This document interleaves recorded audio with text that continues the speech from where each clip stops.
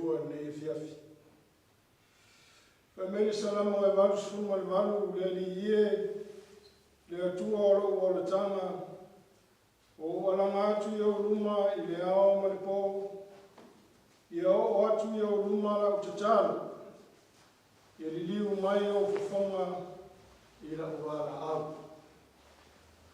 Talo mo le ngā paia, talo e whaafutai, talo e whaatua sena. Tata wifo ma te talo i le atua. Wa mapu mai no watunu i whi au mana wasinga o le rei aso. Ma o matu o mai nei tūlā le Tapuaiga, e ona mātou māsani ai. E na ngona le mātou whātau waa, le atua le tamā le alo ma le ngā sa. Mātou mai wāla awa e whio mai, e whio i whae ala le manalo wa ngā. Se eo tātou lo lotu whātasi le nei Afiafi. Au mātou moli atu le tauranga o le whawhitai la o whio. Ao mātou loto o tumu le fia male oli. Te pae o mātou matai maunga i le nganga o le whawhitai, ma le whamanu. E moli atu le viinga ma le whawhitai. A wālo alofa ma lo wanga le lei, i le nei aso. I whaiva mamao, whaiva la lata, whaiva o le vao, whaiva o le sami, whaiva o le ea. E mase foi la tō o e sa whamuli le malu o mātou whale ma pō le whala. Maula le muli lai le lātou Tapuaiga o mātou toi whātasi le nei Afiafi. Se o mātou moli le palapa o mālo. Ma o mātou fia sula o lo wanga le lei le nganga le whaafitai. O no lo lofa na wā o tele mo i mātou le nei asu. Aftai leo tau singa, awhitai lau leo. O mātou whengai ai tiute ma whaiba. O mātou mapu mai le nei Afiafi o taunu mea umai na o pōre nei aso. Awhitai lau alofa, ma loa ma le nei. Mātou whawhitai le whasoa i o mātou ola. Me alofa le tino le mawhawhau, o maise le ngā. O wawa mātou pa aiwa maa ona, o wheinu foi o maali lie. O mātou a apa atu ma maua mai o me alofa. Me o le tino, o whapenau nā wangali mai o mātou mana. Tumuai mātou le nganga le whawhitai le atua. Awhitai lau wanga lelei a Samoa lo mātou atunu Tofi. Wai ui la mai whawhita oli masani o le tangata malana. Ai le ao te tele o lo manuia o lo atunu. A mata mai i maunga te tele. Se ao i maunga iti. Whanau iti whanau lalo ao. Wa lanta sia i mātou i lau lawa alofa. Alo le lei. Awhitai na alofa o le anganga. Awhitai le pusipaia. Whaipe lea mata i ala i o mātou ora. Awhitai le anganga paia siri mea uma le anganga whawhitai no ke wiso le mātou ali no mātou whaola. Tā blanga i lunga le sautau nei e tapena ina mo i mātou. Whawhitai. Whawhitai lo wanga le lei. Patu mawina lovi inga i rao, fia i e pala i mamalu, ma li siri esi. Tu mau i rao, fia i inga nei maso mai o i whaa mawadu. Wangare le tua, ma tau tutalo le nganga o le whaa esi. E asu atu vai malu i Pulega, i no mātou tau mo whai e whaa lalanu so mātou le anga. Awala mātou mātau nei foi aso, o le asa le whaiwa ma le mau. O se sei mātou i au le waluma. O mātou le whamaoni, i o mātou tiute sa whianga iai. O mātou wha roto lua, i i le tele o taimi. O mātou le usi ustai o whanau i mātua. O mātou le whalonga foi i le tua lalo a o mātou soa. Manisi o maia le whautuanga mo i mātou. O mātou mana o tele o mātou mana o as. Wa le whamariaina o mātou mana. O ia mea uma, manisi mea e tele le atua. La mona ai no mātou whātau waa le nei asu. Mātou whapeato i mātou wanga sala. Wanga sala no watunu. Wanga sala ainga umalawa mai mātou uma taitas. Ai mātou whanau nau atu. I le toto ke riso na maniu i le sātau. Ina ia whapena o na whamangaro ina ia mātou msa. Lea la mātou tutalo e la langa i le suafo o Iesu. Lo mātou ali i mora mātou whaara. Amen. Waitawina o le tuspaia. Tusi filfilia mo neasa tusa mai whasinonga e whaitawasa. Tusi le mareko e lona matau ko e lima. O lo whamawina le whaiupu mua e whangata le lua se fulu. E whātatau mo le neasa peitai. O le au whaitawina nao ni nai whaiupu. Whaafonga maia nisi o whionga paia o tātou ali. O atu na tau le tasi tu o le mai. I le rau ele o kātara. Amari watu ia nei le waa. O na whetai ai o lea maia o le tangata mai tunga mau. O ia te ia le nganga le anga. Sa mau o ia i tunga mau, e le mawhai fo se tasi o na nono atia o ia i mai o mea o malama. A wau watu lasi o na nono atia o ia i mea e wha maua i mai. A toa mamaya o mea, a ua motu sia e ia o mai o mea. O tu i palaina fo i mea e wha maua i mai. E le ai fo i se na ia mawhaia o na whaalata ia te ia. Sa ia i pēr lava o ia i tunga mau, ma maunga i le pō ma le ao sa alanga, ma se lei o ia ia te ia i maa. Ma i loa ma mau mai e ia o Iesu. Ma na mamoe mai lea mai fo ia te ia, wa alanga mai fai o ia ma le leo tele o whapea mai. Se alauna ia te au nei Iesu e le alo le atua sitsiri esi. O te whai atu ia te oe le suafa o le atua. Ia e le whati ngā mai ia te a. Ia wana whetalai atu o ia te ia. Anu ia i whafo i tangata. O oe nā le anganga le anga. O le tu watu lea e Iesu ia te i la toro. Wa o i whafo a nganga le anga. Nga la tōru tino lea i pua. O le filosofi fo ai lea lafu i le tofe i le mai. Pe a toa le lua o afe i la tau. O na mare le moai lea i le vai. Tau na ia whamanuia mai le tua i le tato whaitau. Ma whalongolongo, misona fiongo paia. Tu mau ia te iro na ni inga. Nei maso uma e o le whawawau lava amen. O le oku whale nganga i le suafa o tamaa. Le alo male ngana sa. Ko ngā ina le whai koe lua. Ma le tusi sa whai tauina. O le whatai ai leo ia ma le tangata mai tunga mau. O ia te ia le ngana le anga. Mana tua tua nei asa tu sa ma le whasinonga whai tauasa. Le ke ono. Leke ono, ngase ngase o mawhawhau, ma le whatuatua. O le leke ono, o le ingo se vai ngā au marosi.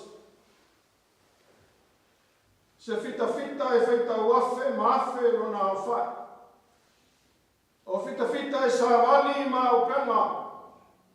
O fita e tia e sa whanua ma na tau tau.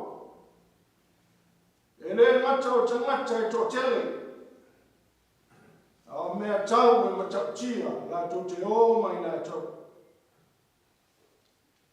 Le ke ono se ingoa, sa wha ingoa ai fita Roma. I lona manos. I aso o Pulega Roma le lalolangi. A tato mawhau, i le wha moa aina, o le li o Yesu. Mai matau tia o le wha sa tau roina o le li. Tato te iloa aina matau tia o le fita. O le ke ono. Ele ngate le tō tele o fita. Awala tō mea tau. Awala tō mea tō tia. Sa wā ai utanaka. A tau loa le ke ono. Lonuinga malosi. Tō tele. O sofai. Salepe, faleanga, fasioti, fataape. O se ngoa e fa fefe tangata. Le leke onu. Ai e fa pea le matau tia o le taula i a nā whanua. I le taua i a e se sae ma le a e se sifu. Le itu tangata o sa moa na alu. E la langa le toi lalo. O le itunga lo na matua, whaporonga ina le sa wā o lino mai ana. Ai ana i loe na whanua, e le ai nisi o le wainga au. O a whamai o nao siunga li, o matuna ma matuna. E nei loe na whanua, e liu o na ila mutu i se mu, ma lele fua.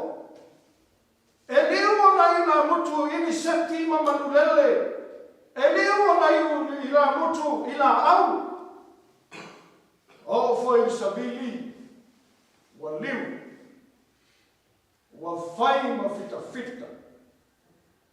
Na whanua.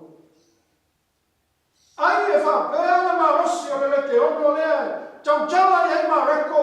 I le tusi na whaita wina. Au are taua lea i lea e sisai. Whai mai na matua ena tōre malai o le taua.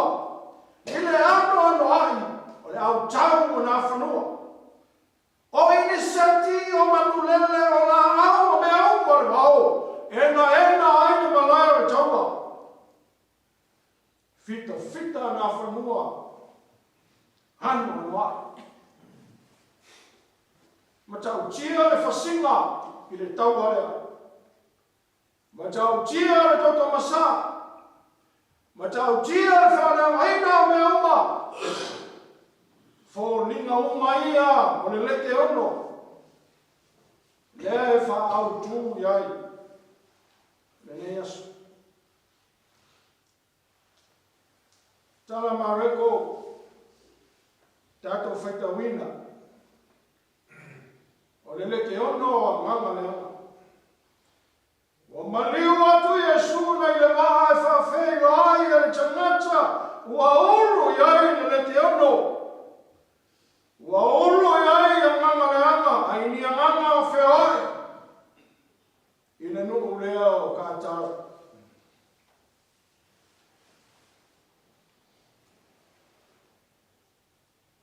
Whai mai e le tasi le tangata le nganga. Ai tēni.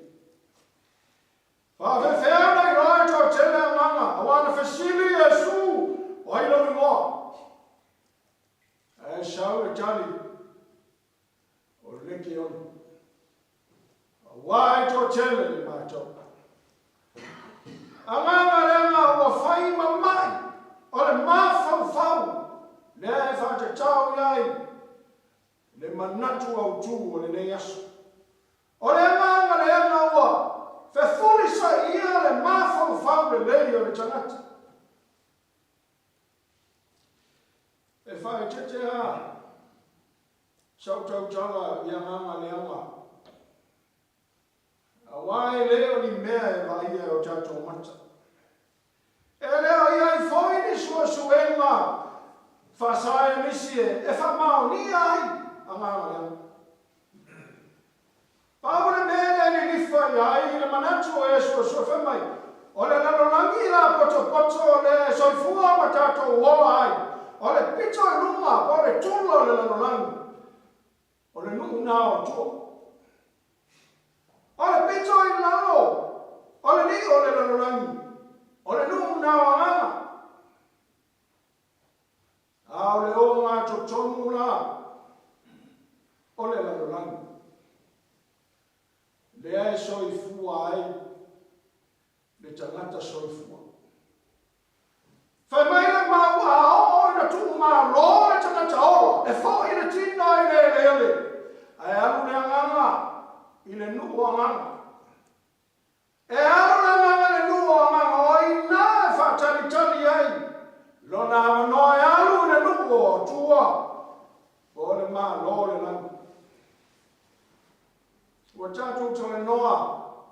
I le ngai o inga le nganga. Pea o le tukua.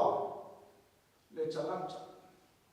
O le mana tonu le o ese ai le kalesia malana matau sili. Sa tasi le lotu sa tasi le matau sili. Whamai o aso ia sa tari tonu iai le kalesia. A aru le anganga o le tangata. O na o le o a inga o le tonu e wa mariliu wa whaile tutongi ngā tupe le lotu. Mani wha moe o le tupe lea. E maua i le wano le nganga e alu i le nganga o le tua. E alu le nungu o nganga i le mea o iai le tua. Tari tonunga lea. Sa iai le kalisi.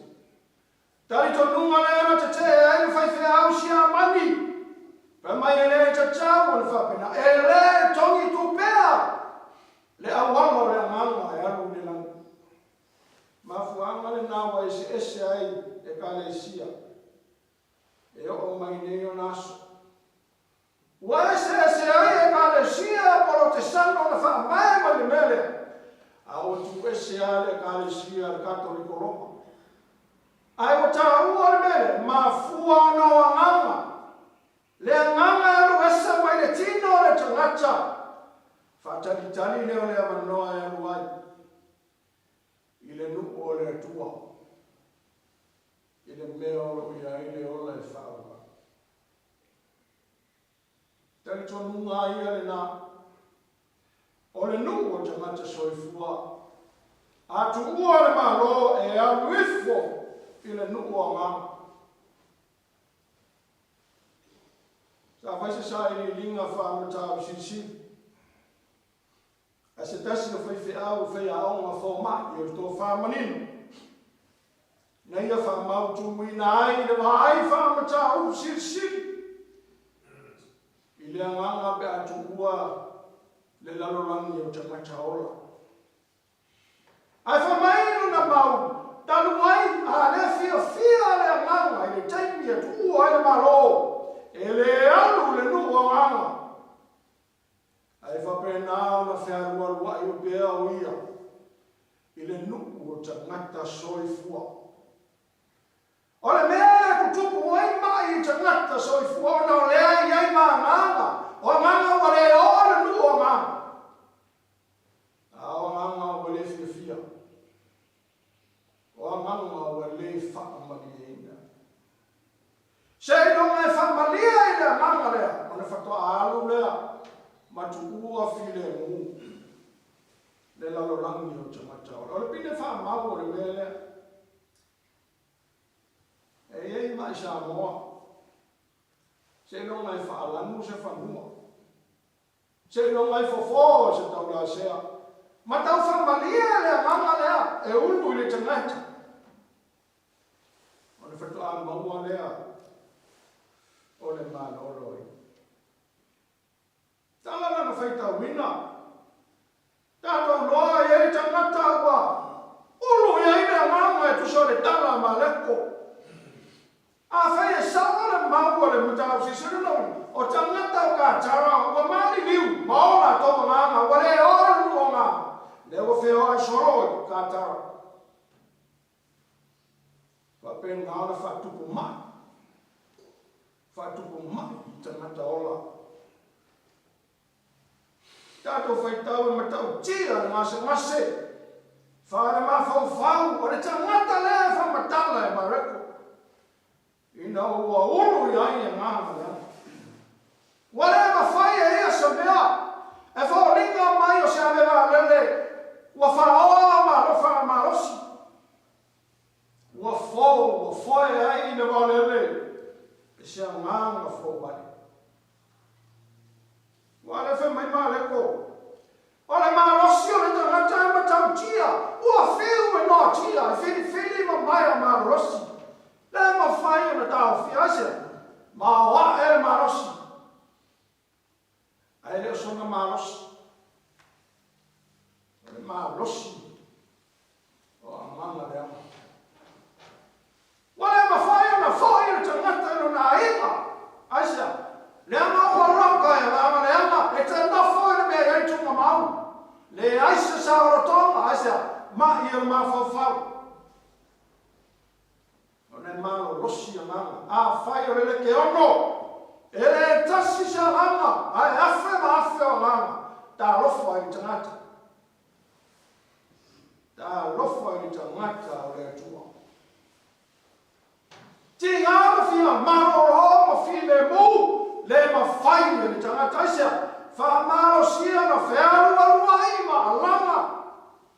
Sa ea whai ea o na tino ai maa, e o na tātou whaitau. E le osona mana o lea.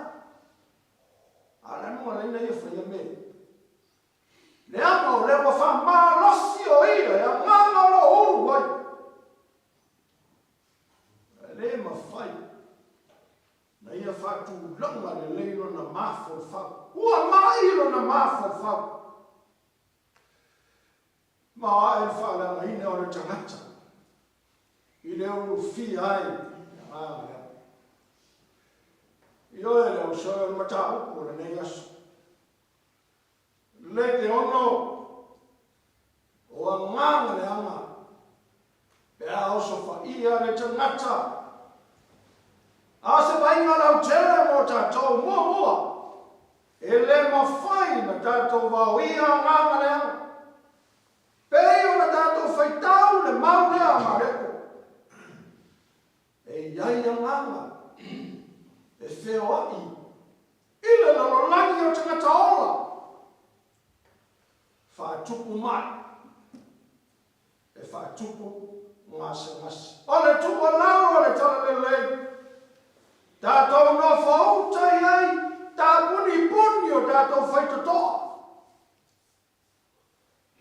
Tā puni o tātou whaitotoa. Aua nei o tātou tupu awanoa. Pei o tangata le. Tangata ka taro, ta rofa po le asa na mea na whai, ma fua ai o na olu ia ia nganga. Tua laro le tau le lei mo tatou, whae te tatou. Nei sao atua nganga le anga. Ona whae le anga ina i leo tatou. Mea na. Ei noa e nganga le anga ia Yesu. Tau no watui, ka tara ai. Whawhita ia ia nganga le anga. Sia launa ia te au. Upu ia le nganga. Ia sua ele ao. O le atua sitsiri ese. O te whai atu ia te au suafo sitsiri ese. Aua te whati ngā ia te au. Upu ia le nganga. Whauta. E anu le rotu. Le nganga le anga. Ino ale lei le nganga lei o Yesu. Peita.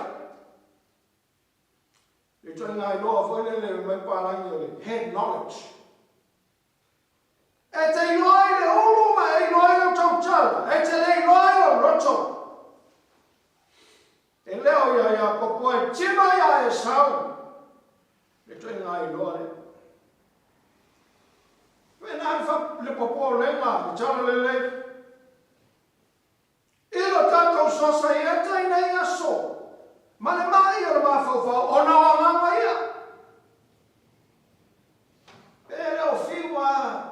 le tama tama fai ya tina ai le la pero fiu foi tina tama fai ya tama o ma tu ai fa na o fiu ai tama fai le pero ma le ma fuai ma le ma fa fita uli o tupu nei Tutotonu sa mo pe le o ma ya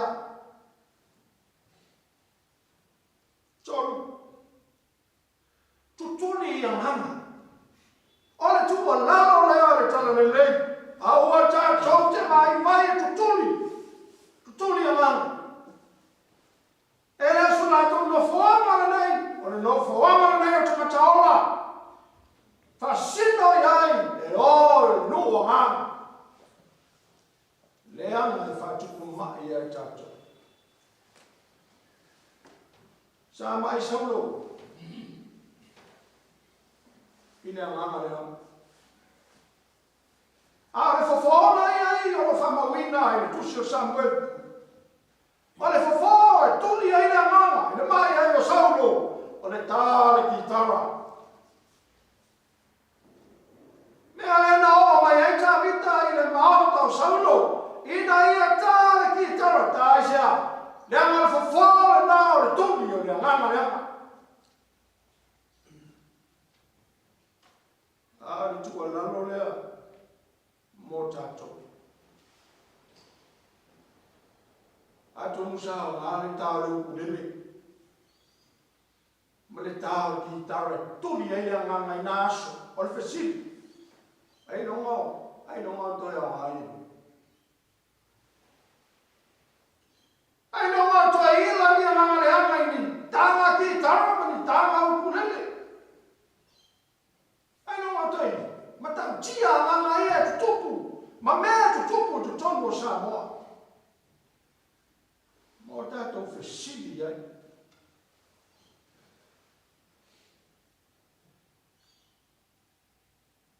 Te tau na tatou tutuli ese.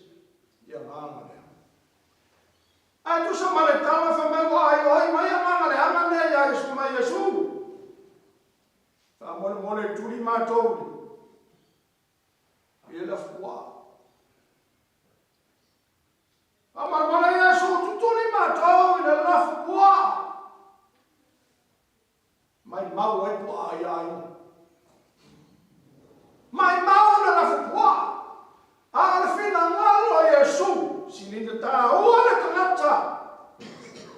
La me ai tangata soi fua. Tuli pua, tuli e te moni e pua.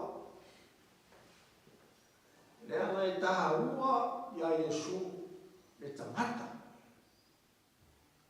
Tutuli ese. Anganga le ama o iai tangata. Uli o topo feo iai. A le tangata Yesu. Mana o Yesu tuli ese. Le anganga le. Samoe malo fasa usonga ni Afiafi. Tele al mau ngase.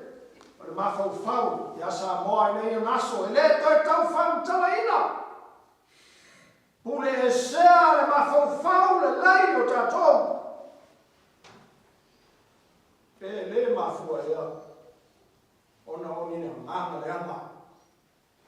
O lo ya chacha. Ole tu wala le tano le lei. Fa mamma o tatou mai mama le ama. O mama le ama ia wale ama i tatou. Ngase o tatou tino. Ma o tatou mafau. Ngase ai le tangata le na whamatala e mareko. Ma tau tia le ngase o le nā tangata. Nganga le anga o male pe lepe e tangata. A Yesu na maliu ni sa tau. Ina ia toi wha malo lo tangata. Wa mahi na mafau. Ona o nganga le. Alofa mai Yesu ya Samoa. E maua ya Yesu le fufau. Ai Yesu se ainga maroro ina. Ai Yesu se atunu maroro ina. Ai Yesu se kalesia. O se kalesia maroro ina. tuli ese nganga leama i le suafo a Iesu. Amen. Tātou pese tō selau ma le vara.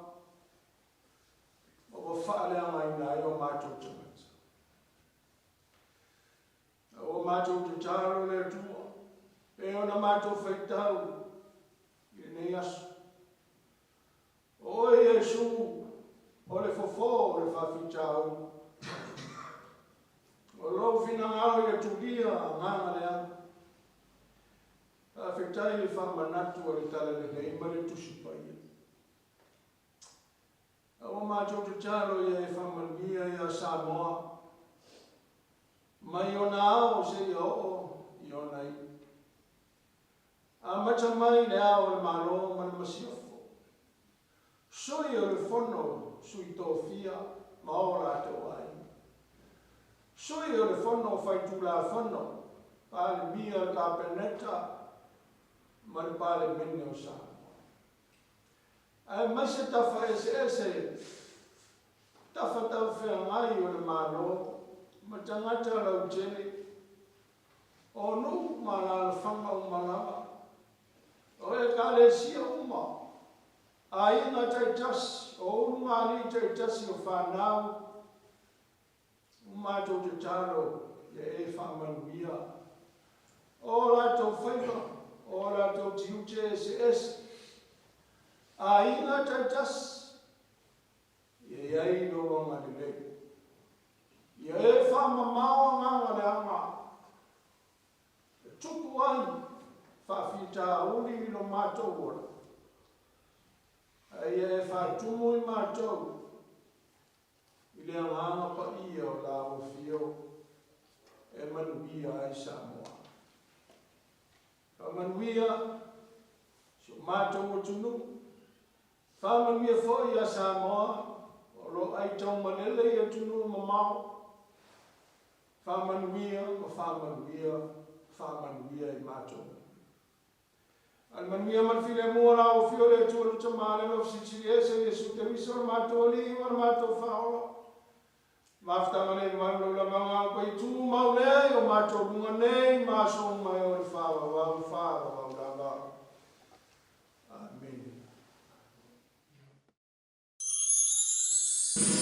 Amen.